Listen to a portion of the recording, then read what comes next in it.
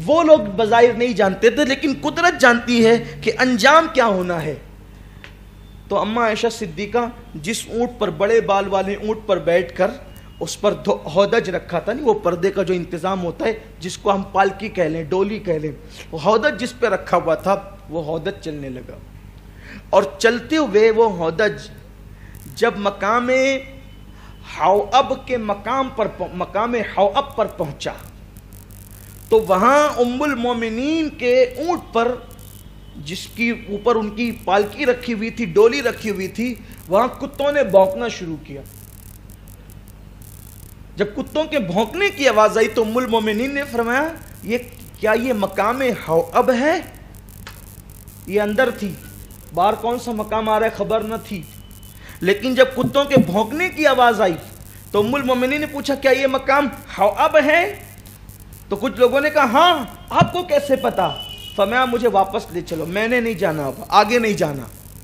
یہ تاریخ ہے، صاحب تبری، ابن خلدون، ابن اسیر، یہ لوگ اس کو لکھ رہے ہیں، امام سیوطی رحمۃ اللہ تعالی علیہ یہ حضرات اس کو لکھ رہے ہیں۔ جب مقام حواب پر پہنچی تو کہا کہ یہ حواب ہے، تو کہا کہ آپ کو کیسے پتا؟ آپ تو اندر ہے۔ فرماتی ہیں مجھے واپس لے چلو۔ مجھے یاد آ گئی بات وہ کہ اللہ کے رسول صلی اللہ علیہ وسلم نے فرمایا تھا عائشہ مقام حواب کے کتے جب جس دن تجھ پہ بھونکیں گے سمجھ جانا تم غلط رستے جا رہی ہو، اس دن تم سمجھ جانا کہ تم غلطی کی راہ پہ جا رہی ہو۔ اماں عائشہ صدیقہ نے کوئی گناہ نہیں کیا، اسے خطا اجتہادی کہتا۔ وہ تو کہہ نہیں کہ مجھے واپس لے چلو، یہ کتے بھونک رہے ہیں، حضور کا فرمان اب یاد آ گیا ہے کہ یہ راستہ ہی غلط ہے، جس طرف تم مجھے لے جا رہے ہو یہ غلط ہے۔ لیکن وہ تھی عورت، خاتون اندر تھی، ڈولی کے اندر بیٹھی ہوئی تھی۔ جب آپ نے فرمایا مجھے واپس لے چلو، حضور کا فرمان یاد آ گیا، میں نے آگے نہیں جانا، تو اس وقت تو کم و بیش 100 لوگوں نے ام المومنین کی اس پالکی کو گھیر لیا۔ کہنے لگی امی جان اللہ کی قسم کھا کے کہتے ہیں یہ حواب نہیں ہے، یہ کوئی دوسرا مقام ہے، اور کتے آپ کی پالکی پر نہیں بھونکتے، وہ کسی اور کو بھونک رہے ہیں۔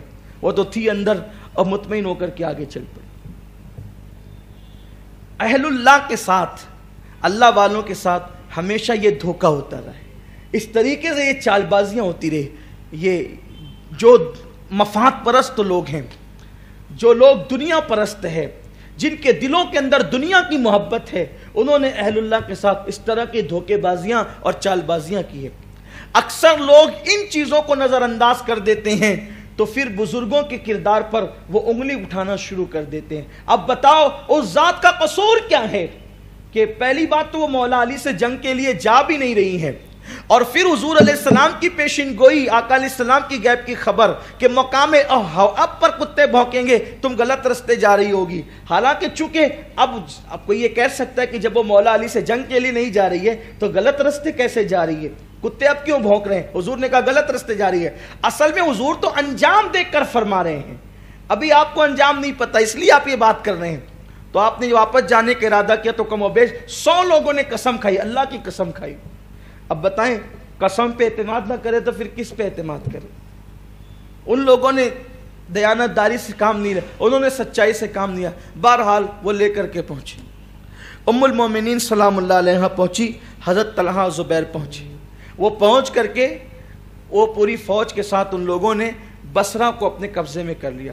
مولا مشکل کشا کو جب اس کی اطلاع ہوئی کہ بصرہ پر جناب زبیر اور جناب طلحہ کا قبضہ ہو گیا ہے، تو حضرت مولا مشکل کشا نے اپنے ساتھیوں میں سے ایک ساتھی سے فرمایا کہ ایسا لگتا ہے کہ اب اللہ خیر کرے، ہمیں آزمائش میں مبتلا کیا جا رہا ہے، اور آپ نے سوچا کہ اگر اب میں بصرہ نہیں پہنچتا ہوں تو کہیں یہ لوگ جذبات میں آ کے حالات خراب نہ کر دیں، اس لیے کہ جب پبلک کسی بھی مدعے پر جمع ہوتی ہے تو پھر وہ جمع کرنے والوں کی بھی نہیں سنتی ہے۔ ایسا آپ نے دیکھا ہوگا نا، احتجاجی دھرنے شروع ہو گئے اور جنہوں نے بلایا لوگ ان کی نہیں مانتے، اپنی طبیعت سے جو جی میں کرنے لگتے ہیں، پبلک تو پھر پبلک ہے۔ تو ایسے ہی کچھ آپ کو خیال آیا کہ انہوں نے جذبات میں عثمان غنی رضی اللہ تعالیٰ عنہ کے قاتلوں سے بدلہ لینے کے لیے لوگوں کو اکٹھا کیا ہے۔ اب یہ کوئی جذبات میں پبلک غلط، قائدین سے حضرت عثمان غنی بہت مطمئن تھے جس کے بستر پہ قرآن نازل ہوتا ہو اس سے اطمینان نہ ہو تو پھر کس سے اطمینان ہو؟ جن کو رسول اللہ نے کہا زبیر فی الجنہ طلحہ فی الجنہ ان سے مطمئن نہ ہو تو پھر کس سے مطمئن ہو؟ لیکن پبلک سے مولا مشکل کشا غیر مطمئن تھے کہ یہ کوئی قدم نہ اٹھا لیں، تو آپ نے فرمایا کہ میرا پہنچنا ضروری ہے، اور آپ جو ہے وہ تقریباً 1000 لوگ لے کر کے ادھر سے نکلے، اور کوفہ سے تقریباً 12000 لوگ، حضرت امام حسن پاک نے، حضرت عمار ابن یاسر نے جو ہے وہ تقریر فرمائی کہ مولا مشکل کشا ادھر سے نکل رہے ہیں، ہمیں ادھر سے نکلنا ہے، ادھر 12 اور ادھر ایک، تقریباً 13000 کا لشکر، اور کم و بیش اتنا ہی کم زیادہ ادھر بھی تھا۔ مولا مشکل کشا پہنچے، پہنچنے کے بعد مولا مشکل کشا نے کہا یہ کیا ہے، یہ کیسے حالات تم نے پیدا کر دیے؟ تو دونوں لشکر آمنے سامنے ہو گئے، اور ان لوگوں نے کہا کہ ہمیں کچھ مطالبہ نہیں ہے، ہم بس اتنا چاہتے ہیں کہ آپ عثمان غنی کے قاتلوں سے بدلہ لیں، ہمیں اور کچھ نہیں چاہیے، ہم اسی کے لیے آئیں، ہمارا یہ مطالبہ آپ پورا کر دیں، بات ختم ہے۔ حضرت مولا مشکل کشا نے فرمایا اس طریقے سے اگر ہم آمنے سامنے رہے تو مسائل حل کیسے ہوں گے؟ مسائل تو بڑھیں گے نا، تو پہلے ہم آپس میں متحد ہو جائیں، ہم پہلے آپس میں متحد ہو جائیں، اس کے بعد پھر دیکھیں گے کرنا کیا ہے، اور جب ہم متحد ہو جائیں گے تو ہم مل کر کے قاتلان عثمان سے بدلہ لیں گے۔ اور پہلی بات تو یہ ہے کہ عثمان غنی رضی اللہ تبارک و تعالی عنہ کی شہادت جو جنہوں نے آپ کو شہید کیا، تو اس معاملے میں قصاص کا مطالبہ کرنے کا حق تو رشتہ داروں کو ہے،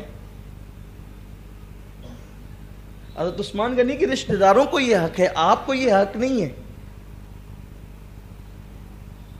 بہرحال ان کی نیتیں اچھی تھی، وہ سچے تھے، وہ اچھے تھے۔ جب یہ باتیں ہوتی رہی، اب ظاہر سی بات ہے مولا مشکل کشا بات کرے، جناب طلحہ زبیر بات کریں، اما عائشہ جب یہ بات کریں تو پھر بات کا تو کوئی نتیجہ ہی نکلے گا۔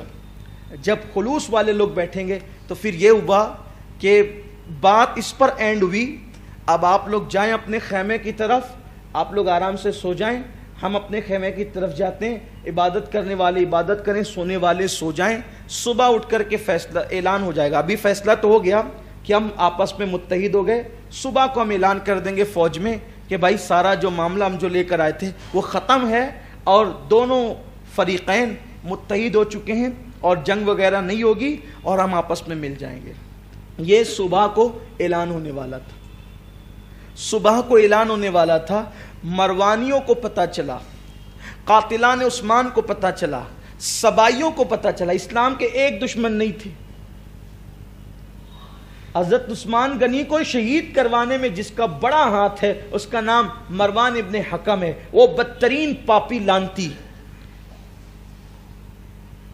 جو ناسبی تھا، اب بڑا بدترین آدمی تھا، بڑی عجیب و خباثت والا اس کا ذہن تھا۔ کچھ لوگ ہوتے ہیں نا وہ پیدائشی طور پر نیچ ہوتے ہیں، اس میں سے وہ تھا مروان، کہ کچھ لوگوں کو جو ہے لوگوں کو لڑانے میں مزہ آتا ہے، اور سکون سے بیٹھ ہی نہیں سکتے، اگر وہ دریا کے کنارے بھی بیٹھیں گے نا تو دریا کا سکون بھی ان سے نہیں دیکھا جاتا، وہ اس پہ پتھر مارتے رہتے ہیں، انہیں چین ہی نہیں، بے چین طبیعت کے لوگ ہیں، وہ پوری کائنات کو متزلزل کرنا چاہتے ہیں، یعنی گویا کہ مروانی فطرت لوگوں کے اندر رہتی ہے، انہیں اچھا نہیں لگتا، لبوں پہ مسکراہٹ اچھی نہیں لگتی، لوگوں کا سکون اچھا نہیں لگتا، اتحاد کی باتیں اچھی نہیں لگتی، اور وہاں تو مولا مشکل کشا اور ان حضرات کے اندر حضرت زبیر، حضرت طلحہ، عائشہ میں اتحاد کی بات رات میں طے ہو گئی، اور اس کے بعد یہ تھا کہ صبح اعلان ہوگا۔ اب صبح کا انتظار تھا، مولا مشکل کشا خوش تھے کہ اتنا بڑا فتنہ خدا نے ٹال دیا، اتنی بڑی جنگ اللہ نے ٹال دی۔ ام المومنین خوش تھی، خون ریزیوں سے تلواریں بچ گئی، اس لیے کہ امت کا درد عائشہ صدیقہ سے زیادہ کس کو ہو سکتا تھا، کیونکہ عائشہ صدیقہ کے شوہر نامدار میں اس امت کو جو ہے وہ اضافے کے لیے، اس کی ترقی کے لیے، اس کے عروج کے لیے، اس کی برکت کے لیے طائف کی وادیوں میں پتھر کھائے تھے، ہجرت کی تھی، یہ سب ام المومنین کی نگاہوں کے سامنے یہ چیزیں تھی۔ تو ظاہر سی بات ہے کہ جو درد ام المومنین کو امت کا ہو سکتا تھا وہ کس کو ہو سکتا تھا؟ حضرت مولا مشکل کشا کو جو امت کا درد ہو سکتا تھا کس کو ہو سکتا تھا؟ کہ پہلے ہی دن مولا مشکل کشا حضور علیہ السلام کے ساتھ تھے، ہر مصیبت میں، ہر تکلیف میں ساتھ رہے. جناب زبیر و طلحہ یہ لوگ سابقون اولون میں سے تھے، حضور علیہ السلام کے اولین صحابہ تھے. انہوں نے وہ مناظر دیکھے تھے جو وہ جبل ابو قبیس کے دامن میں دار ارقم کے اندر چھپ چھپ کر صحابہ کا جانا، پیٹ پہ پتھر باندھنا، پیٹ پہ پتھر باندھ کے خندق کھودنا. تو یہ بڑے مخلص لوگ تھے. جب بات طے ہوگی کہ صبح کو اعلان، اتحاد ہو گیا ہے، اب صبح کو اعلان ہونا ہے. سبائی مروانی اور قاتلان عثمان کو یوں لگا کہ جب صبح کو اتحاد کا اعلان ہوگا اور یہ دونوں فریق متحد ہوں گے تو پھر ہم کہاں رہیں گے، ہمارا اقتدار کہاں رہے گا؟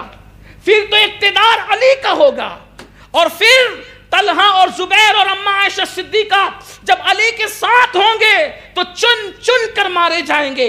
زندگی میں کبھی ہمیں پناہ نہیں ملے گی، زندگیوں کا خاتمہ ہوگا.